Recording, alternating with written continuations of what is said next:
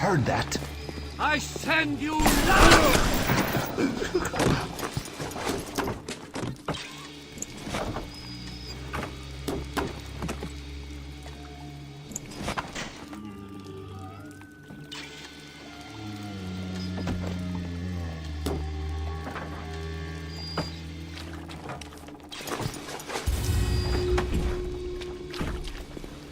Hey fella, don't you want to take a walk with me?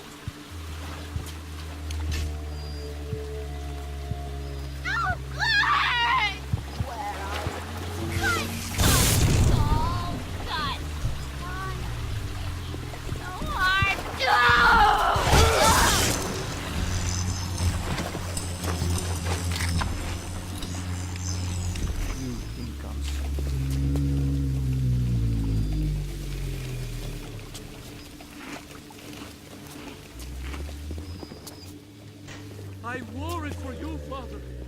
It's what you like.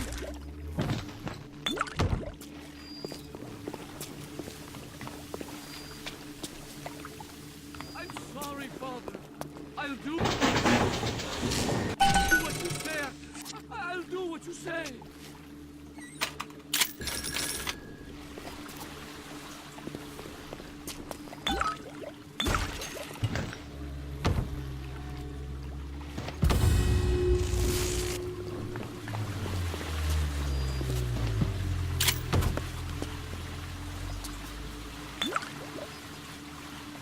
Light shineth even down here in the murk.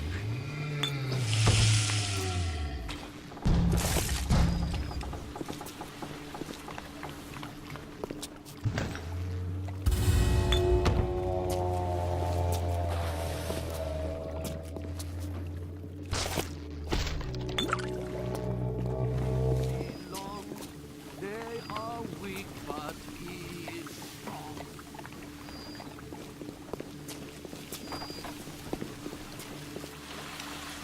I traded you, oh Lord, for mammon. And what did it get me, huh?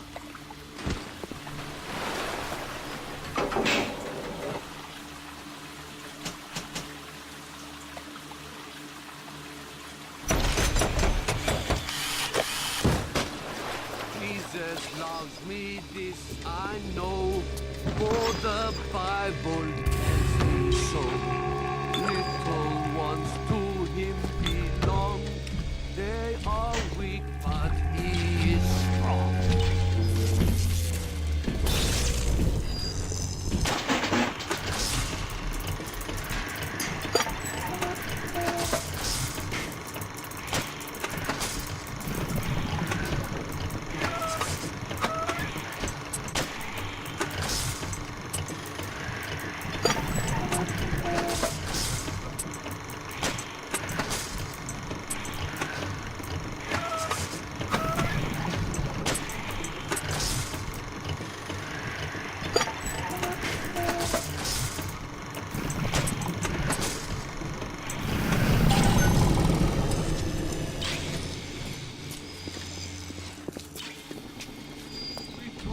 Hide from the light down here. We were wrong.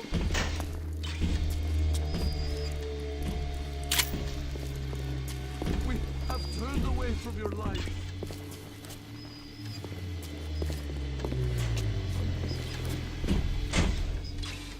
I wore it for you, Father. You like.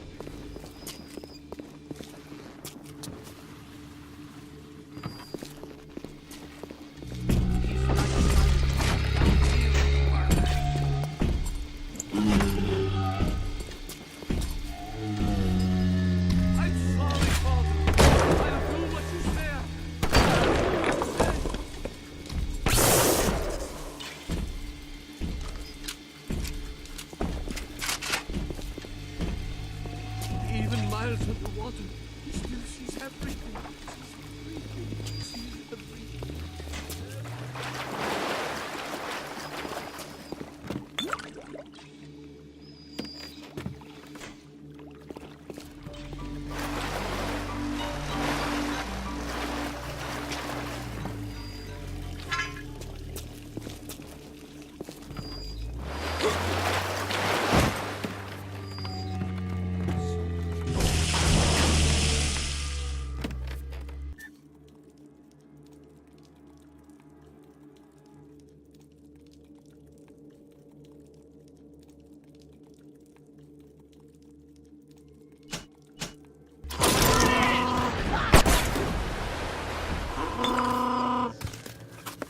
I observed what? His commandments.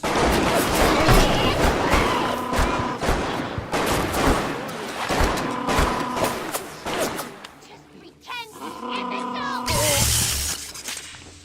Come where I can see you.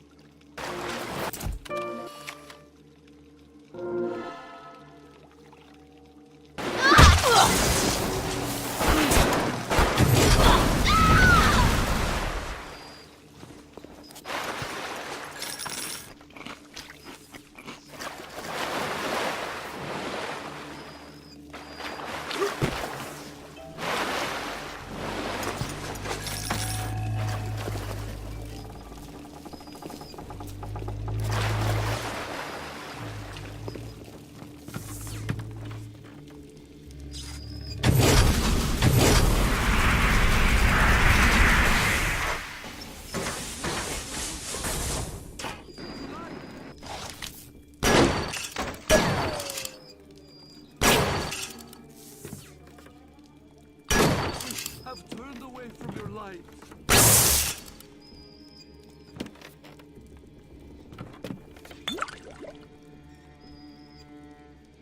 Father, why have you forsaken me?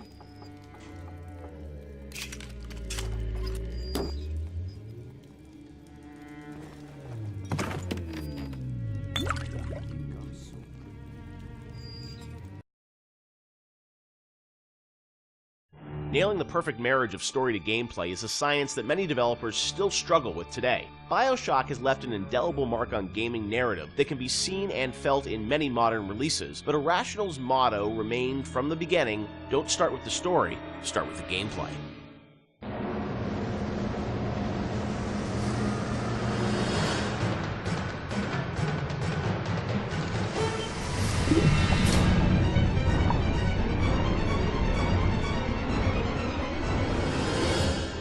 A lot of fans probably wonder about the process you go through in writing the story and the design for a game like BioShock. You've talked about how it evolves over time and what eventually ships is very different than your initial vision. Do you guys write like a script or a design document for the game and that becomes sort of the Bible that everyone drives towards, or do you iterate much more? It's different for every game. Like System Shock 2, I went back to it recently. I wrote a design document, and we started that project in September, and the design document I saw was dated like October or something. So in a month, I wrote the design document, and it didn't change. A lot of it, got expanded upon, but the basic design really didn't change on that. Where on BioShock, I think it evolved in real time much more. We had a pretty substantial design shift, like a year before the ship date. For BioShock? BioShock, yeah. It got to be much more about the experience of being in Rapture than about being in your character sheet. And so the game evolved more towards that experiential kind of thing and making sure every idea was expressed in the world as well as just on your character sheet. So before you'd have a lot of things like, oh, I'm doing fire damage or electrical damage, but that was sort of a number flying off a head versus, the whole notion of there's barrels and you light them on fire and then you can pick them up and throw them. But you'd have stats coming off characters and all that stuff? Much more so. Oh, really? And that involved, we did a design shift, but I don't know how well that got documented. I think we were moving so fast that we were just sort of changing things, laying down the tracks as we went right ahead of us. And the same with the screenplay, the screenplay there is no screenplay. It's a bunch of, probably Excel files and fragments of Word documents that I'd write and I'd go to recording sessions and I'd rewrite on the fly once I hear the actor perform, because once the actor takes on it, you listen to their voice and you say, you know, what you wrote doesn't really matter. Like, what is the right thing for this actor playing this role to be saying? So I tend to do a lot of rewriting in the session. And then, like, you have a bug late at night where somebody says, oh, this doesn't make any sense. And you're like, oh, God, and you have to write a new audio log and try to get the actor back in. Or you figure out what's the best way to get this idea across. Yeah. And is it an audio log? Is it a poster on the wall? Is it a piece of text that pops up on the screen? You know, that's always dependent on how much time you have and what actor availability is. So, you know, the plans sort of fall apart. I think we've worked on that a bunch since on the new project we're working on, where, you know, we're trying to document things a lot better and keep things a lot more logical. But the train was running so fast on BioShock that we just sort of... I mean, early on we got the Andrew Ryan scene in, like we'd said before, and that was kind of like the keystone. Like, we're going to put a lot of work into this, so this can't change.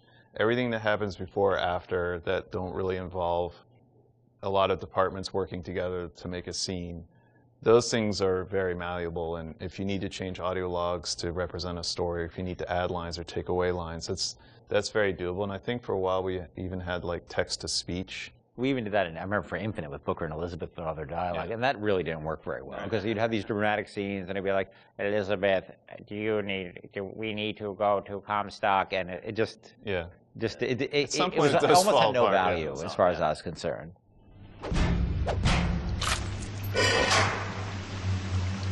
Atlas radioed on ahead. Says you were looking for an invite to the fisheries. Nuts, I say. But if you heads up to the Wharf Master's office and find old Peach a research camera, maybe I could manage an invite.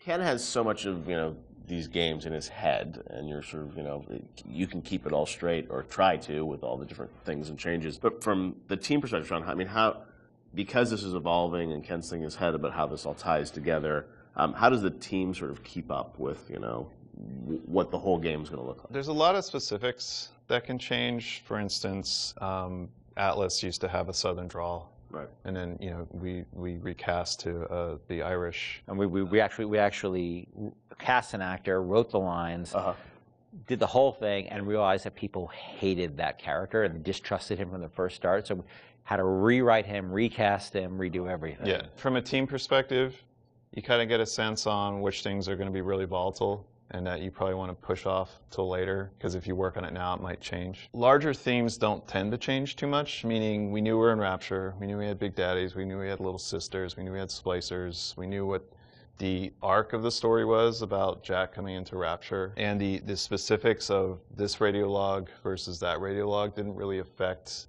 anyone outside the audio team at that time, because we could still build the environment. We still knew what the environment was. We still knew what the animations were. There are areas you learn just by working in the same space for a while that this scene, I'm not touching this yet because I know that it's going to get changed a lot. I think these themes are pretty nailed down, so I'm going to focus the team on getting these things done.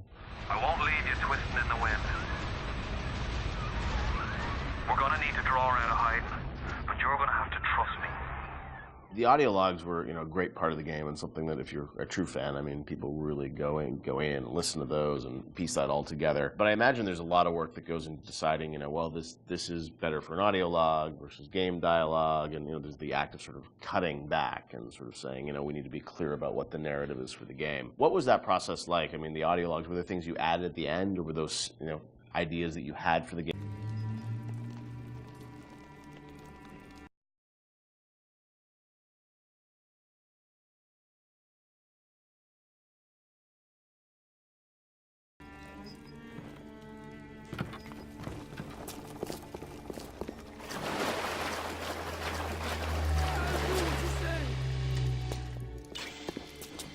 Come on, baby. You told me to take care of me.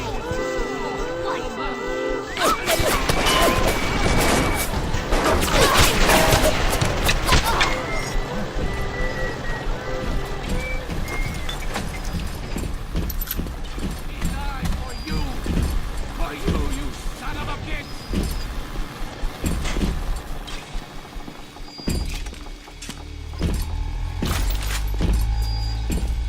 sinner!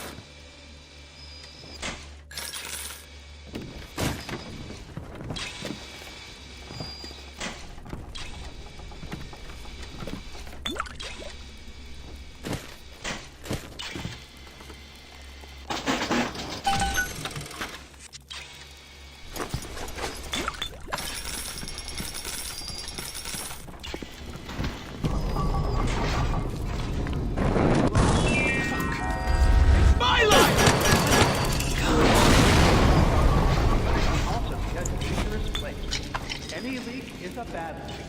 Report any unexplained water promptly to Central Council.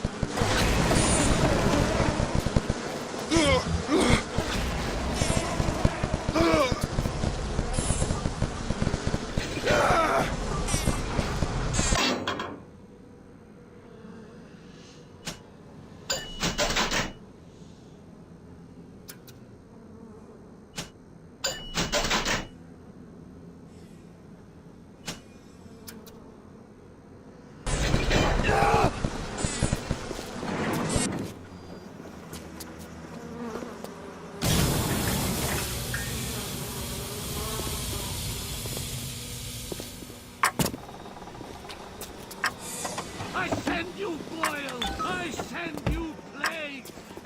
Come on! Run! My hammer and be you!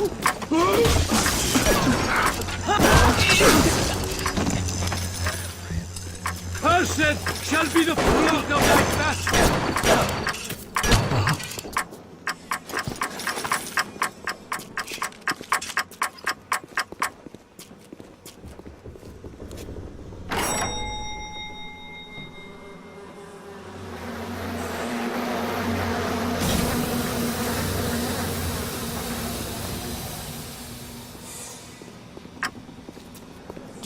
Nobody lays a hand!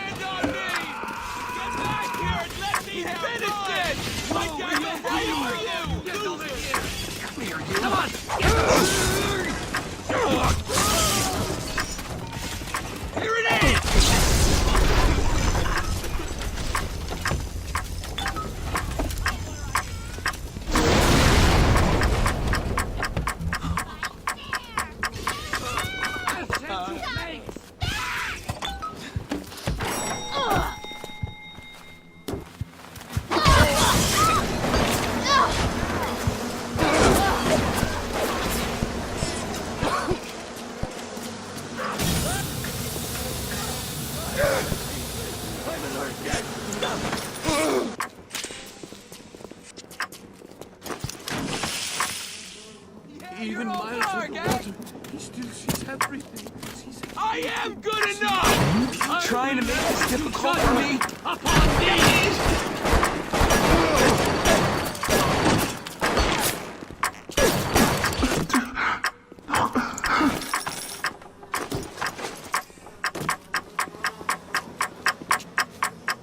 Nobody touches me! Nobody!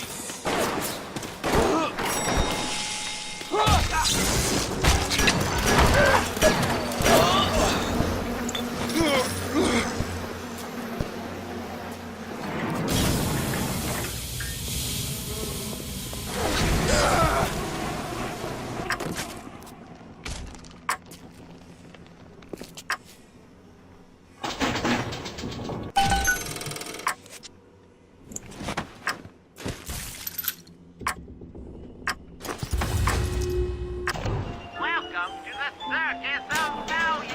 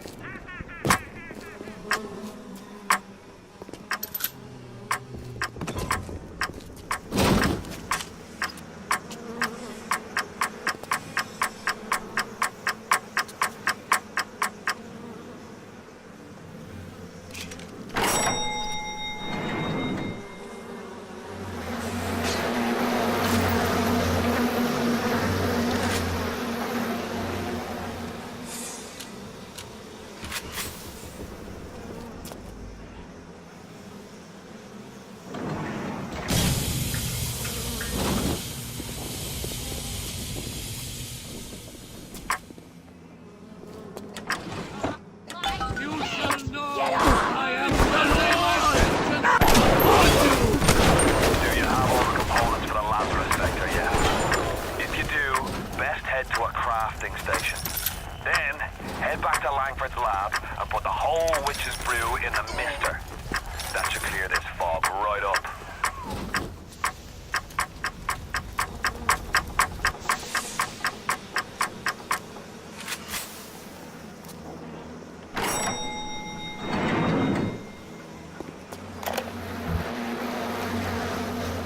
Adam acts like a benign cancer, destroying native cells and replacing them with unstable stem versions.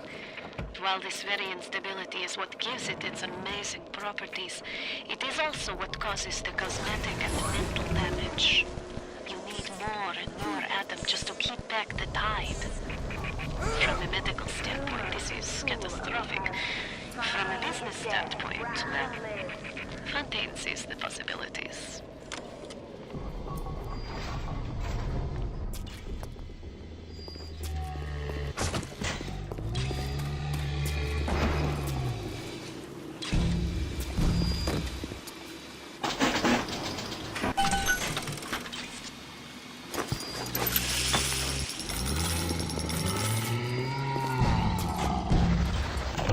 Welcome to the Circus of Value.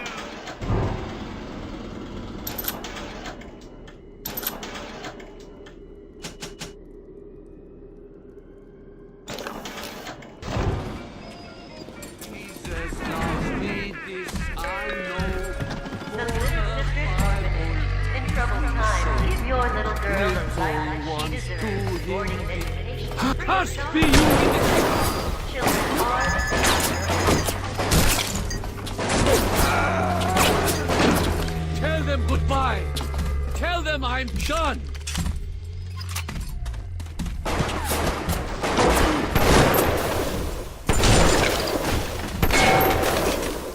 The more of you I...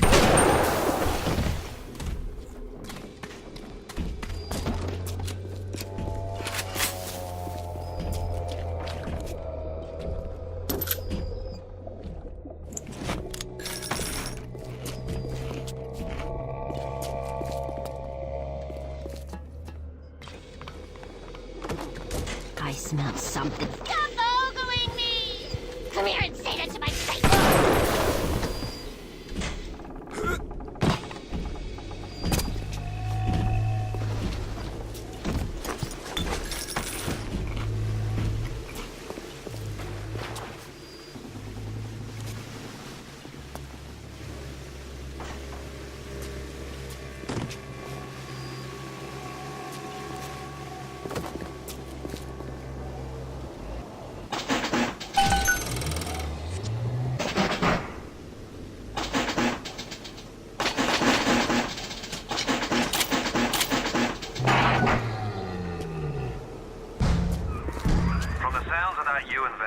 I'm guessing you're the proud papa of a brand new Lazarus Vector. Now drop the Vector into a gadget called the Central Misting Control. Then we'll be cooking with gas.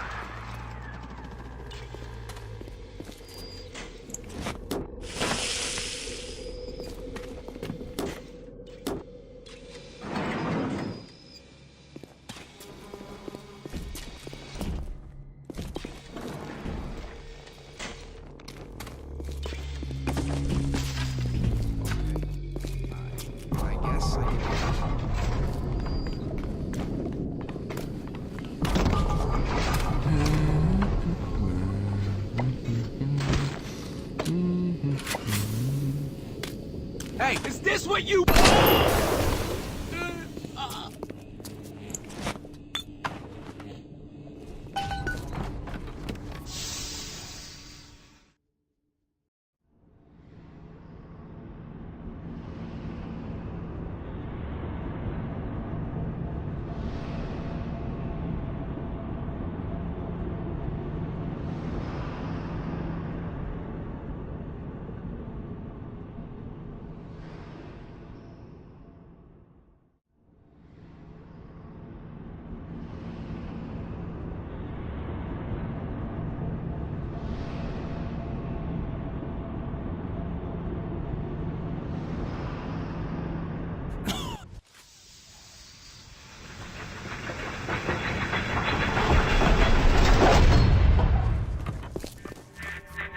Don't fight the inevitable. Run out of oxygen soon and then just go to sleep.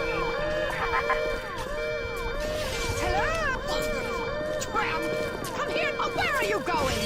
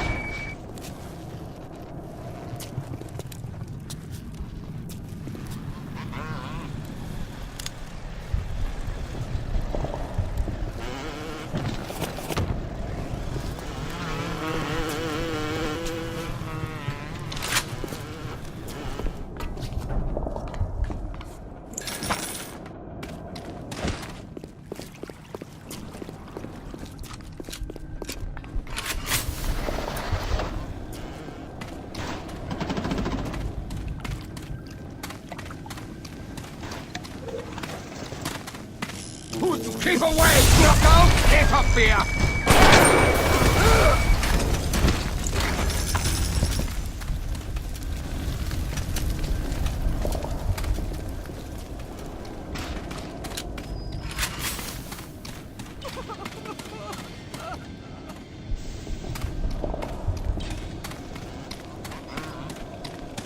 Oxygen levels critical.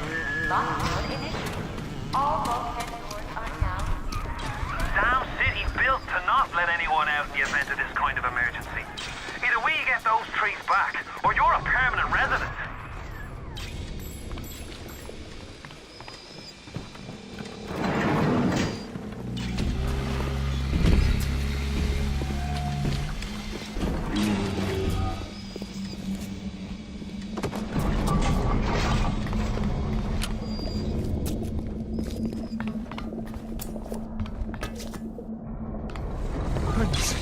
What is it? Listen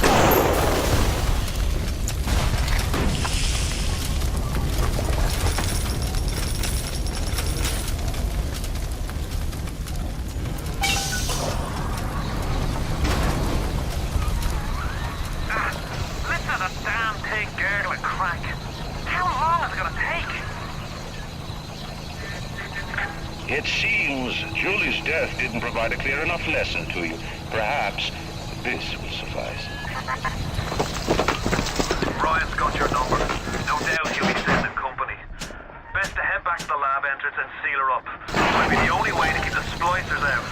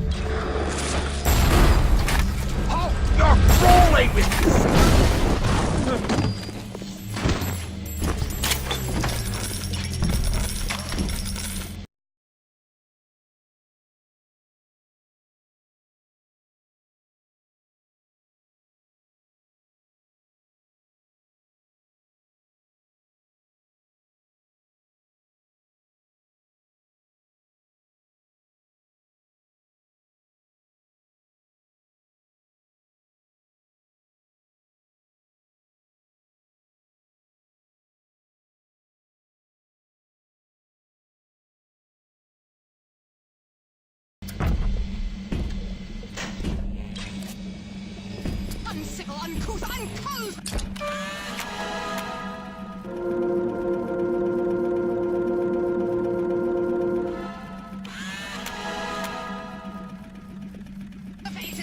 Come here now! Disrespect me! Stop running like a fool!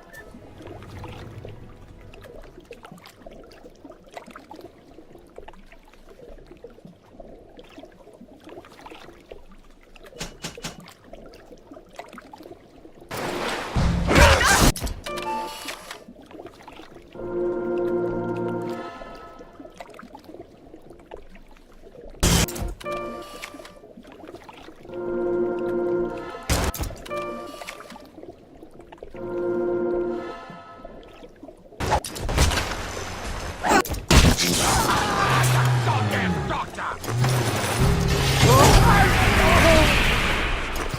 For Christ's sake, how long is that damn vector gonna take to cook?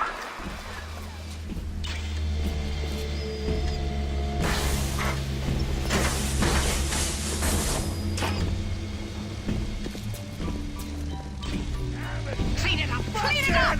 Run away! Won't face. Run, you pathetic!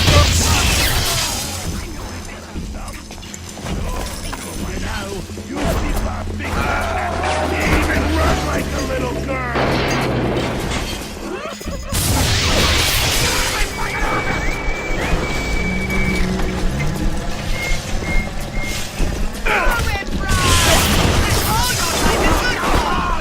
Quick, someone shut the door!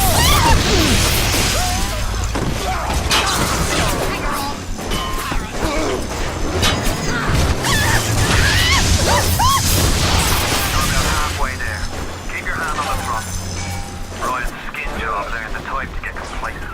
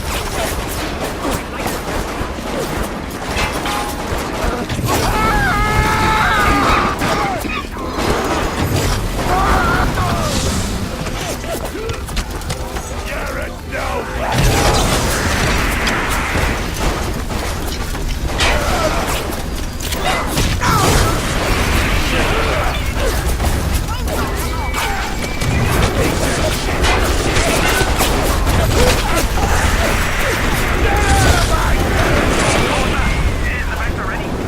What are you waiting for? Hit the damn switch!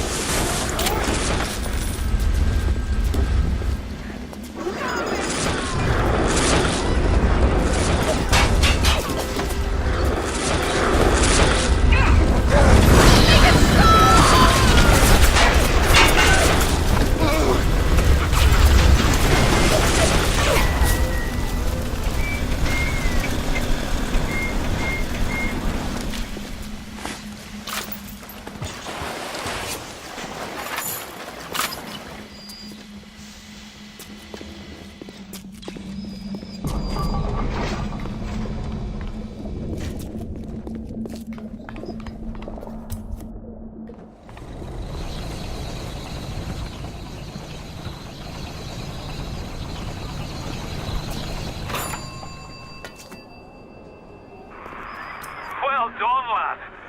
Take a deep breath and enjoy it. Then head over to Rolling Hills and get the bathysphere. Next stop is Ryan's house. It's time for blood.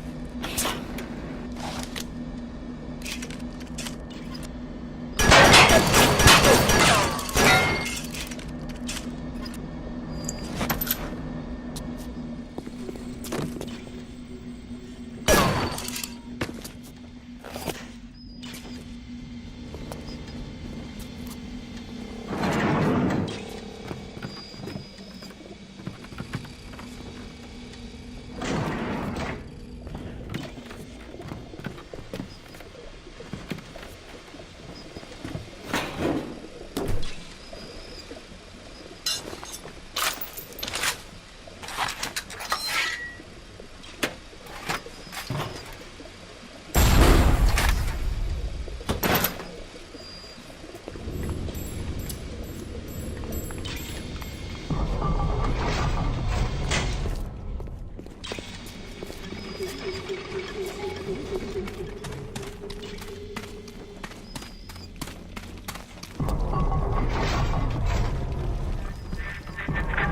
are you so resistant to the traditional methods of separating a man from his soul? You're not CIA, are you? You belong to Atlas, the one roach I can't seem to exterminate. Don't worry. I just need time to find the proper poison.